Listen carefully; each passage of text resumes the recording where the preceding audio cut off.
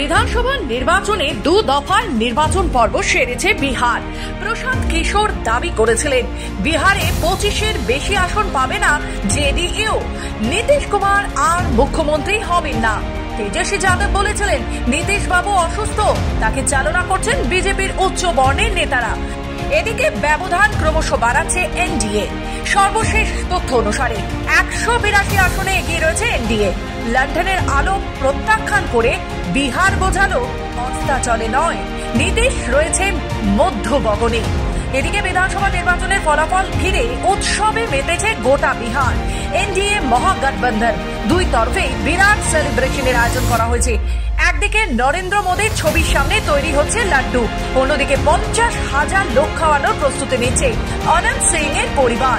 সকাল থেকে রসগোল্লা বিলি করছেন আরজেডি নেতারাও। অধিকাংশ সমীক্ষা নীতিশ কুমারকে ফের বিহারের মুখ্যমন্ত্রীর চেয়ারে বসিয়েছে।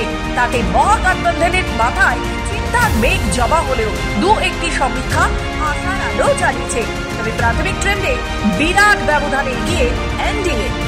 তাই উৎসবের মেজাজ আরো বাড়ছে শাসক শিবিরে।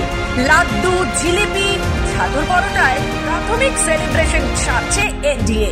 অন্যদিকে মোকামায় আরজেডি নেতার বাড়িতে তৈরি হচ্ছে 5 লক্ষ রসগোল্লা। মিষ্টির সঙ্গে বিলি হচ্ছে লিট্টি চোখাও।